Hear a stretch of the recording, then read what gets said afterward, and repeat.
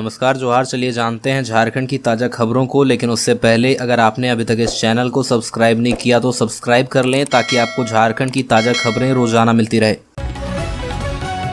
सबसे पहली और बड़ी खबर, आदिवासियों के हितैषी तो सरना धर्म कोड लागू करे पीएम। झारखंड कांग्रेस ने पीएम मोदी पर साधा निशाना, सीएम को जेल भेज सत्ता हथियाना चाहती है भाजपा। झारखंड प्रदेश कांग्रेस कमेटी ने प्रधानमंत्री नरेंद्र मोदी की झारखंड यात्रा को छल बताया है, वहीं कई सवाल भी उठाए हैं। पार्टी के प्रदेश अध्यक्ष राजेश ठाकुर ने कहा कि भगवान बिरसा मुंडा की जयंती है और प्रधानमंत्री को इस तरह महिमा मंडित किया जा रहा है मानो उन्हीं का जन्मदिन हो। वे मुंह में राम बगल में छुरी वाली कहावत को चरितार्थ करते हैं। एक तरफ प्रधानमंत्री बिरसा मुंडा को जेल में श्रद्धांजलि देने जाते हैं और दूसरी ओर भगवान बिरसा मुंडा के राह पर चलने वाले जल जंगल जमीन की लड़ाई लड़ने वाले राज्य के मुख्यमंत्री हेमंत सोरेन को जेल भेजकर सत्ता पर काबिज होना चाहते हैं।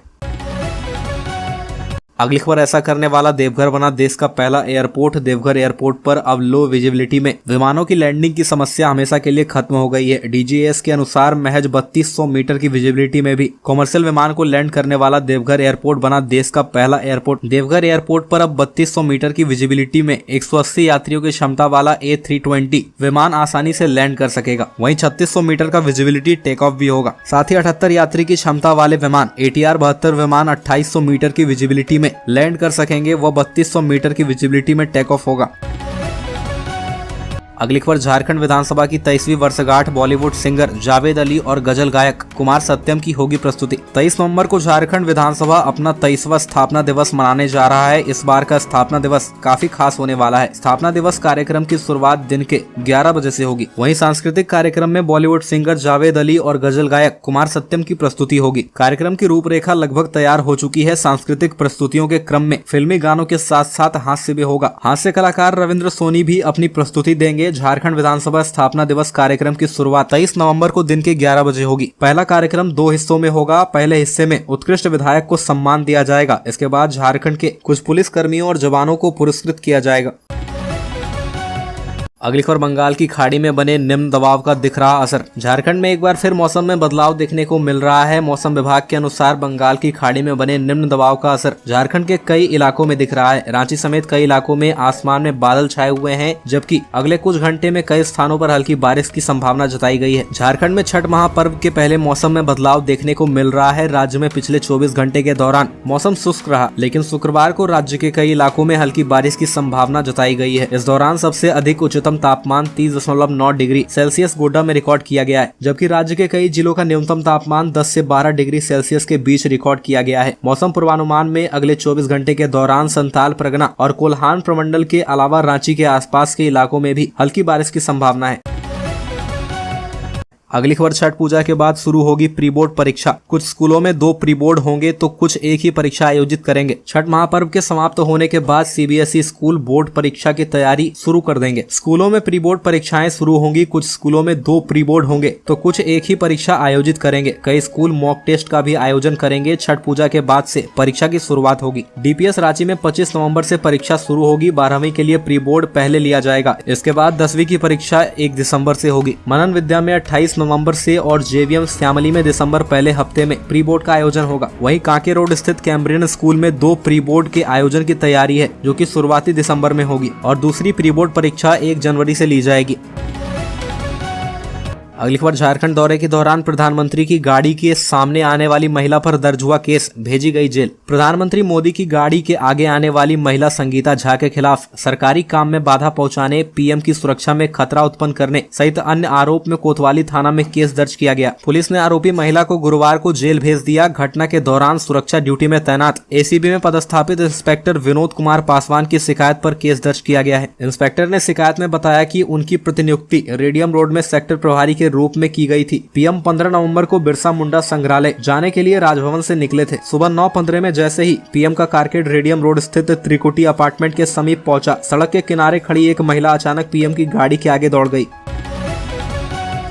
अगली खबर, देवघर में फायरिंग से लोगों में दहशत, लेकिन पुलिस का इनकार। शहीद आश्रम रोड इलाके में हवाई फायरिंग किए जाने से दहशत का माहौल बन गया है। यह घटना रात करीब 8 बजे की बताई जाती है, जब शहीद आश्रम रोड स्थित गौशाला रामराज होटल के बीच बाइक सवार 3 युवकों द्वारा हवा में फायरिंग की आवाज से आसपास रहने वाले लोग सकते में आ गए। देखते देखते खबर चारों ओर फैल गई। सूचना पर पुलिस की एक टीम भी उक्त रोड स्थित गौशाला के समीप पहुंची। आसपास के लोगों से पूछताछ भी की, मगर कोई भी ठोस जानकारी नहीं दे सका। हालांकि फायरिंग मामले में पुलिस ने किसी तरह की कोई पुष्टि नहीं की है।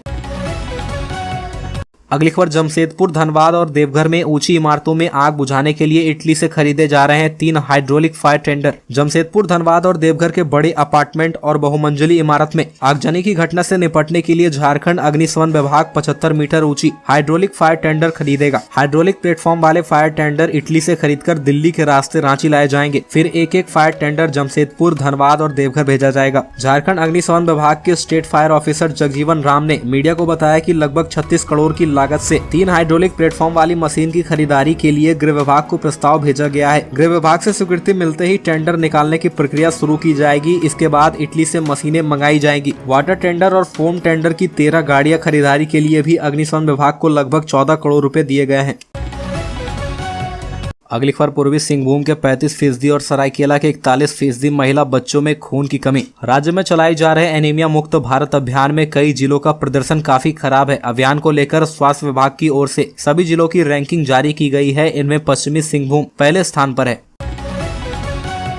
अगली खबर, लोधना गोलीकांड के आरोपी पिता, पुत्र व पुत्री गिरफ्तार, तीनों को भेजा गया जेल। जामा थाना पुलिस ने चिकनिया पंचायत के लोधना गांव में जमीन विवाद में हुए गोलीकांड में संलिप्त नामजद फरार 3 अभियुक्तों को गिरफ्तार कर बुधवार को जेल भेज दिया है। जामा पुलिस ने तीनों आरोपियों को पश्चिम बंगाल के अंडाल थाना क्षेत्र के बनबहाल ओपी अंतर्गत उत्तर जामबाद गाँव से गिरफ्तार किया है। गिरफ्तार आरोपियों में पिता मुश्ताक शेख, पुत्र कलीम शेख और पुत्री रफेजा बीबी शामिल है। नामजद मुख्य आरोपी अकबर शेख अभी भी पुलिस के पकड़ से बाहर है। घटना 22 अक्टूबर 2023 के सुबह की है। मामला 42 बीघा जमीन के विवाद का है। मामला उच्च न्यायालय रांची में लंबित है। उक्त विवाद को लेकर फरीद शेख एवं उसके बहनोई अकबर शेख ने सुनियोजित ढंग से फारूक के घर जाकर उसके साथ मारपीट की तथा तड़ातड़ 3 गोली मारकर फरार हो गए। अगली खबर, पीएम की सुरक्षा में चूक पर बड़ा बवाल, काफिला रोकने वाली महिला के खिलाफ प्राथमिकी दर्ज। सांसद संजय सेठ और बाबू लाल ने उच्च स्तरीय जांच की मांग की। प्रधानमंत्री की सुरक्षा में हुई चूक को लेकर सुरक्षा में तैनात जवानों पर कार्रवाई हुई, लेकिन अभी से लेकर राजनीति तेज हो गई है। भारतीय जनता पार्टी के सांसद संजय सेठ और भाजपा के प्रदेश अध्यक्ष बाबूलाल मरांडी ने इसे लेकर सवाल खड़ा कर दिया है। दूसरी तरफ महिला पर काफिला रोकने के लिए प्राथमिकी दर्ज कर ली गई है। कोतवाली थाना क्षेत्र में प्रधानमंत्री की सुरक्षा को लेकर हुई चूक के मामले में एसएसपी चंदन कुमार सिन्हा ने 3 पुलिस अधिकारियों को निलंबित कर दिया है। अगली खबर, बहुचर्चित महेश्वरी परिवार हत्याकांड मामले की जांच फिर शुरू। हाईकोर्ट ने सीबीआई जांच का दिया था आदेश। डीजीपी के आदेश पर डीआईजी ने महेश्वरी परिवार हत्याकांड के लिए अनुसंधान का निर्देश दिया है। 14 संसदीय एसआईटी की टीम ने महेश्वरी परिवार के फ्लैट में घंटों जांच की। झारखंड का बहुचर्चित महेश्वरी परिवार के 6 लोगों के संदिग्ध मौत को लेकर एक बार फिर अनुसंधान शुरू कर दिया गया है। मौत की जाँच के आदेश सीबीआई को हाईकोर्ट के न्यायाधीश जस्टिस संजय कुमार द्विवेदी ने दिया है। इससे याचिकाकर्ता और महेश्वरी परिवार के भतीजे राजेश महेश्वरी ने राहत की सांस ली है। वह पिछले 5 साल से इसके लिए प्रयासरत थे। उन्होंने इसके लिए मानवाधिकार आयोग, पीएमओ, विधायक सरयू राय, महेश्वरी समाज और हाईकोर्ट तक का दरवाजा खटखटाया। पिछले दिनों सीआईडी ने अपनी जांच रिपोर्ट कोर्ट में प्रस्तुत किया था, जिस रिपोर्ट पर परिवार वालों ने आपत्ति जाहिर की थी।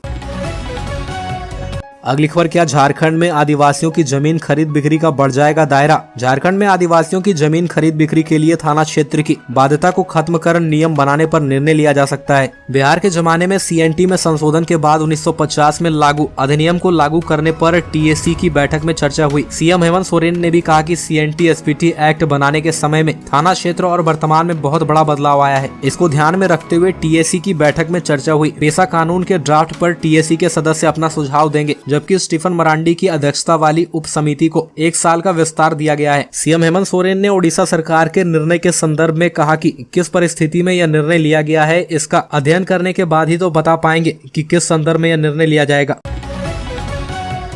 अगली खबर, सुरंग में फंसे श्रमिकों की परिजनों से हुई बातचीत। सिलक्यारा सुरंग में फंसे 40 श्रमिकों में झारखंड के विश्वजीत के भाई इंद्रजीत कुमार ने बृहस्पतिवार को कहा कि उन्हें पूरा विश्वास है कि सभी श्रमिक सुरक्षित रूप से बाहर आ जाएंगे। इंद्रजीत ने यहाँ संवाददाताओं को बताया कि मैं अपने भाई की सलामती के बारे में चिंता करता हुआ मंगलवार शाम को यहाँ पहुंचा। अपने भाई और हमारे ही राज्य के एक और व्यक्ति सुबोध कुमार से मंगलवार और बुधवार दोनों दिन बात करने के बाद मैं चिंता मुक्त हो गया। उन्होंने कहा कि वे सब ठीक हैं। इंद्रजीत ने कहा कि अब विदेश से आई ड्रिल मशीन को काम पर लगाया गया है तो वह निश्चिंत हैं कि वे सब सकुशल बाहर आ जाएंगे। सुरंग में फंसे श्रमिकों में से 15 अकेले झारखंड के निवासी हैं, जबकि बाकी उत्तर प्रदेश, उत्तराखंड, हिमाचल प्रदेश, बिहार, पश्चिम बंगाल, ओडिशा और असम के रहने वाले हैं।